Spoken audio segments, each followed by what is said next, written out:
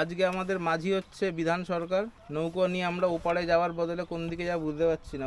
ভিডিওর প্রথম পর্বে দেখেছিলাম বনগাঁ থেকে কি করে পৌঁছাবো নীলকুঠি বা বিভূতিভূষণ অভয়ারণ্য।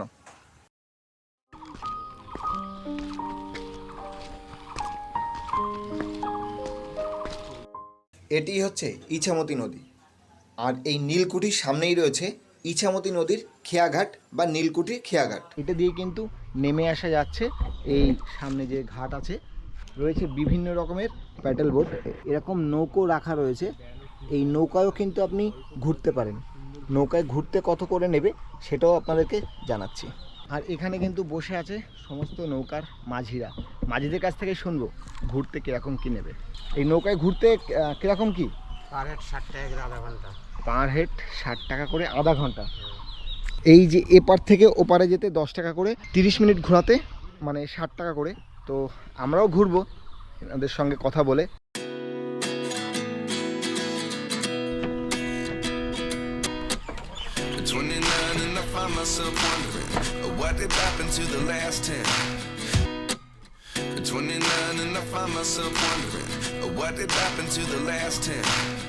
Ran away with my life, fast forward, never turn back again. It's kind of funny. নৌকা পার হয়ে এই পারে চলে আসলাম, মানে অভয়ারণ্যের এই পারটায়। পার হওয়ার পরেই এই সামনে রয়েছে টিকিট ঘর, বিভূতিভূষণ অভয়ারণ্য। মানে প্রবেশ মূল্য 100 টাকা, আর মানে জনপ্রতি। আর সময় হচ্ছে সকাল 9টা থেকে দুপুর 3টে পর্যন্ত। আর এই পার্ক থেকে বেরিয়ে যাওয়ার সময় হচ্ছে বিকেল 4টে। পার্ক কিন্তু বৃহস্পতিবার করে বন্ধ থাকে। তো 100 টাকা টিকিট, আমরা টিকিটটা কেটে নেব। আর এই পার্কের ভেতরেই কিন্তু রয়েছে বিশাল বড় বড় গাছ, অর্জুন গাছ এগুলো। আমফান বা ইয়াসের মতো বড় বড় ঝড়ে খুব ক্ষতিগ্রস্ত হয়েছে কিন্তু এই গাছগুলো।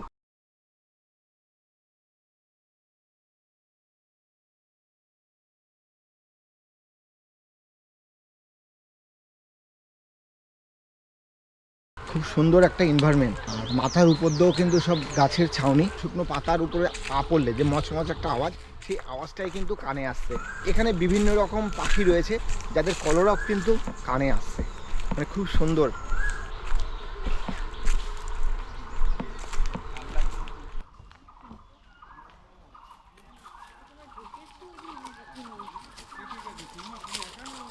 পার্কের ভিতর আমরা ঘুরতে ঘুরতে দেখা হয়ে গেল লোকজনের সঙ্গে, তারাও ঘুরতে এসছে। তো তাদের কাছ থেকে শুনে নেব যে কীরকম লাগলো এই পার্ক ঘুরে। আমরা বারাসাত থেকে এসেছি, আমার নাম সুপ্রিয় বোস। যে কোনো জায়গায় যেতে গেলে প্রথমে মাথার মধ্যে সেই জায়গাটাতে আমি কোথায় যাচ্ছি সেটা আগে মাথার মধ্যে বসিয়ে নিতে হয়। বেশ কিছু হরিণ দেখতে পেয়েছি, একটু আগে তো বেশ এক ঝাঁক হরিণ অনেকটা দূরে। এই পার্কটা কিন্তু পুরো গোল, মানে 3 দিকে হচ্ছে এই ইছামতি নদী। সুন্দরবনের ম্যানগ্রোভ অরণ্যের ভিতর বাঘের হয়তো দেখা পেলেও পেতে পারেন, কিন্তু এখানে কিন্তু বাঘ নেই, এখানে আছে হরিণ। গাছের সব নতুন নতুন পাতা আবার জন্ম হচ্ছে, সবুজে সবুজ। কিন্তু প্রচুর অক্সিজেন কিন্তু এখান থেকে পাওয়া যায়। অনেকক্ষণ হাঁটার পরে একটু ক্লান্ত বোধ হলে এখানে বসে একটু বিশ্রাম নিতে পারেন। তারও কিন্তু সুন্দর ব্যবস্থা করেছে এই ফরেস্ট কর্তৃপক্ষ। অনেকক্ষণ দীর্ঘ প্রতীক্ষার পরে দেখা মিলল হরিণের। আর ওই যে দেখা যাচ্ছে হরিণ।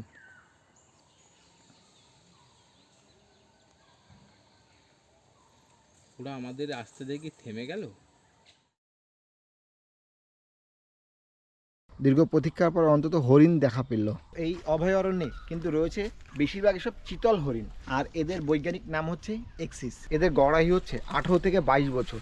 বন্য পরিবেশে এদের আয়ুকাল কিন্তু 9 থেকে 13 বছর অবধি। ভারতীয় উপমহাদেশে বিভিন্ন বনভূমিতে কিন্তু এদেরকে ব্যাপক হারে লক্ষ্য করা যায়। এই হচ্ছে অভয়ারণ্য, আর এই অভয়ারণ্যের পাশেই রয়েছে কিন্তু ময়ূরের একটা ঘর। তো আপনাদেরকে দেখাবো, দেখুন ময়ূর কিন্তু তার পঙ্খী মানে পাখনা কিন্তু মেলে দিয়েছে অপরূপ দৃশ্য দেখার জন্য। তবে এটা কিন্তু একটা কাছের ঘরে রাখা রয়েছে। দারুণ দারুণ দারুণ। ও অপূর্ব দৃশ্য একটা দেখতে পেলাম ময়ূরে, যে কিনা তার পেকম তুলে আমাদেরকে দেখাচ্ছে, দেখো আমি কত সুন্দর। জালের ভিতর দিয়ে হয়তো পুরোপুরিভাবে বোঝা যাচ্ছে না। এই যে খুব সুন্দর এই অভয়ারণ্য। কিন্তু অরণ্যের ভিতরেও রয়েছে কিন্তু বাচ্চাদের চিলড্রেন পার্ক।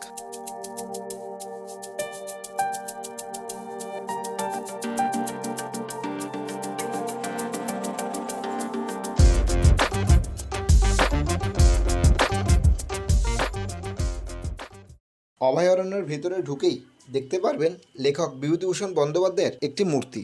অরণ্যের ভেতরেও রয়েছে একটি গেস্ট হাউস, যেখানে আপনি রাত্রে থাকতে পারবেন। অভয়ারণ্য ঘুরে 4-5টা ক্যাম্প আছে, তো এই ক্যাম্পগুলো ঘুরে আপনাদেরকে বলবো যে ক্যাম্পে কীরকম কী সুবিধা, কত কী ভাড়া, মানে নাইট স্টে থাকার জন্য। চলে এসেছি ইচ্ছেকুটি মঙ্গলগঞ্জ যে রিসর্ট আছে সেই রিসর্টের সামনে। রিসর্ট ইচ্ছেকুটি মঙ্গলগঞ্জ, আর ফোন নাম্বার দেওয়াই রয়েছে। গিয়ে একটু কথা বলবো যে কীরকম কি এদের মানে রুম রেন্ট বা টেন্টের কীরকম কি ভাড়া আছে। টেন্টের রেট আছে আপনার 1100 টাকা, সমস্যা কটেজের রেট আছে 1300 টাকা, কটেজের রেট আছে 1800 টাকা, ট্রি হাউসের রেট আছে 2100 টাকা। সুবিধা আপনি 4 বার খাওয়া পাবেন, ওয়েলকাম ড্রিঙ্ক, আমাদের 1 ঘন্টা বোট রাইড, এই প্যাকেজের মধ্যে সব আপনার ইনক্লুডেড থাকে। নাইট সাফারি থাকে রাতে, আর বনফায়ার থাকে। এগুলো হচ্ছে টেন্ট, এগুলো টেন্ট রয়েছে, আর এই হচ্ছে সামোসা কটেজ। তবে এই নীলকুঠির এখানে কিন্তু টোটাল 5টা এরকম রিসর্ট আছে।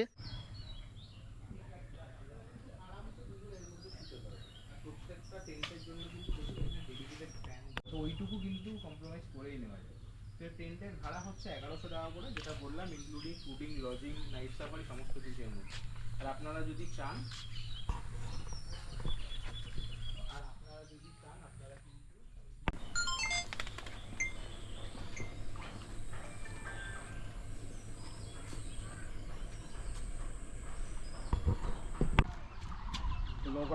আমরা এখন এসছি হচ্ছে এই নীলকুঠির যে সামনেই যে ঘাট, সেই ঘাটে। আর এখান থেকে যাবো হচ্ছে নৌকায় উঠে পড়েছি, আর নৌকা ঠিকও করে নিয়েছি। আমাদেরকে আধ ঘন্টার জন্য 60-120 টাকা নেবে। খুবই সুন্দর লাগছে এই নৌকা বিহারে, একটা আলাদা ফিলিংস।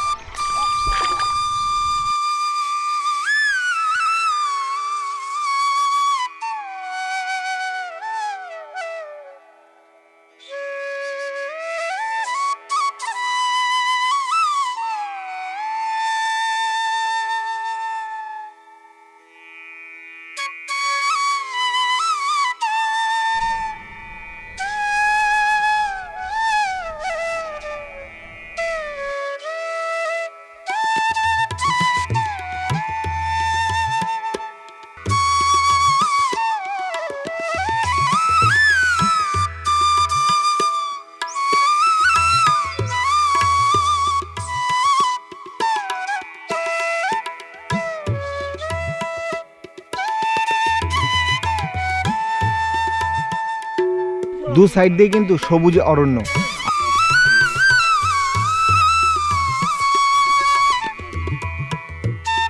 এই নীলকুঠি কেন হলো? আগে তো নীল চাষ হতো, এটা তো শুনেছো। হ্যাঁ, তো ওটা কত সালে, ওটা তো আমরা তো ঠিক মতো বলতে পারবো না, কেননা জোর করে এবার এখানে যারা নীল চাষ তাদের ধরে আনতো, আমরা শুনেছি, শোনা কথা আমাদের বয়স্কদের মুখে।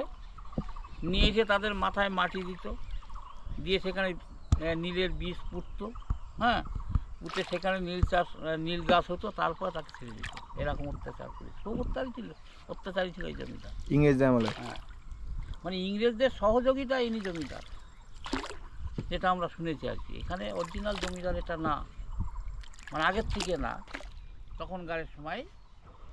ওই করার পর ওনাকে তেজ্যপুত্র করে দেয়, উনি তখন ওই ইংরেজদের সহযোগিতায় আর কি এখানে এসে একটা জমিদার, ইংরেজরা একটা জমিদারি ওর এখানে দেয়। সেই জমিদারের সেই বাড়ি কি আছে? হ্যাঁ, ওই যে বাড়িটা আছে, ওই বাড়িটা, ওইদিকে আর একটা বাড়ি ছিল, সে বাড়িটা নষ্ট হয়ে গেছে। নীলকুঠিটাই হচ্ছে, হ্যাঁ, ওইটাই সেই জমিদার বাড়ি। আচ্ছা, ওই কুঠিটা।